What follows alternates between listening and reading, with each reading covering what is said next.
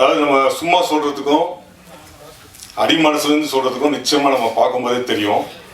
So அந்த அளவுக்கு படம் பார்த்த ஒரு 3-4 பேர் தான் பேசுனாங்க அதை பற்றி.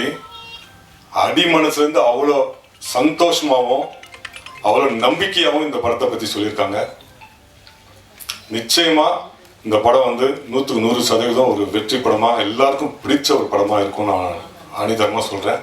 அதே மாதிரி இந்த படத்தோட music director Stephen Davis C, உண்மையிலே அவர் ஒரு ஹீரோ ஆஃப் த ஃபிலிம்னு சொல்லுவோம். ஏன்னா அன்னைக்கு விழாலே வந்து கலக்குன்னு கலக்கினாரு முந்தானத்து ஹைதராபாத்தில். அந்த அளவுக்கு அவரோட சாங் வந்து எல்லாருமே ஈர்த்துது. சரஸா கூட அந்த சாங் 1 more போடுங்க அப்படின்னு அவருக்காக 1 more கூட பாடி காமிச்சாங்க. ஸோ அந்த அளவுக்கு வந்து சாங்ஸும் ரொம்ப சூப்பராக வந்திருக்கு. அதே மாதிரி இதோட ஆர்ஆர் வந்து எக்ஸ்ட்ரானரியாக வந்திருக்கும் படம் அப்படின்னு படம் பார்த்தவங்க எல்லாருமே சொல்கிறாங்க. நிச்சயமாக இந்த படம் எல்லாருக்குமே பிடிச்ச ஒரு படமாக இருக்கும். இந்த மொத்த குரூவுமே இன்னைக்கு வந்து இங்கே ஒரு பெரிய ஈவெண்ட்டாக நடத்தலான்னு தான் இருந்தாங்க. பட் இந்தியா முழுக்க பல நகரங்களுக்கு போய் இந்த படத்துடைய ப்ரீ லான்ச் ஈவெண்ட்ஸ் நடத்துறதுனால, அடுத்தடுத்து வர வெள்ளிக்கிழமை ரிலீஸ் ஆகிறதுனால இதை ரெப்ரசன்ட் பண்ணுறதுக்கு இந்த சின்ன குழு மட்டும் நாங்கள் மட்டும் வந்திருக்கோம்.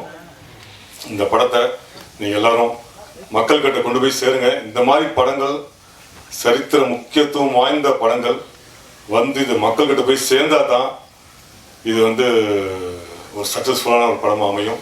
அதுக்கு நீங்கள் எல்லாம் சேர்ந்து இந்த படத்தை மக்கள்கிட்ட கொண்டு போய் சேர்க்கணும். இந்த படத்தை எல்லாருமே தியேட்டரில் போய் பார்த்து உள்ளே போயிட்டாங்கன்னா நிச்சயமாக என்ஜாய் பண்ணுவாங்க. ஸோ அது போக விற்க வேண்டியது உங்களுடைய கையில் தான் இருக்குது. வாய்ப்புக்கு நன்றி. இந்த படத்துடைய ப்ரொடியூசர் நடிகர் மோகன் பாபு சாருக்கு என்னோட மனமார்ந்த நன்றியை தெரிவிச்சுக்கிறேன். ஏன்னா அவர் இல்லைன்னா இந்த படத்தில் நான் இல்லை. 2002 அவரை முதல்ல சந்தித்தேன். என்னோட நண்பன் கோலா ஆனந்த் அவர் தான் என்னை இன்ட்ரடியூஸ் பண்ணார். அன்னிலேருந்து தொடர்ந்து அவரை ஃபாலோ பண்ணி விஷ்ணு மஞ்சு சாருடைய முதல் படமான விஷ்ணு அப்படிங்கிற தெலுங்கு படத்தில் ஒரு சின்ன கேரக்டரில் வாய்ப்பு கொடுத்தாரு. அதுக்கப்புறம் காயத்ரி அவர் ஹீரோவாக பண்ண படத்தில் வாய்ப்பு கொடுத்தாரு.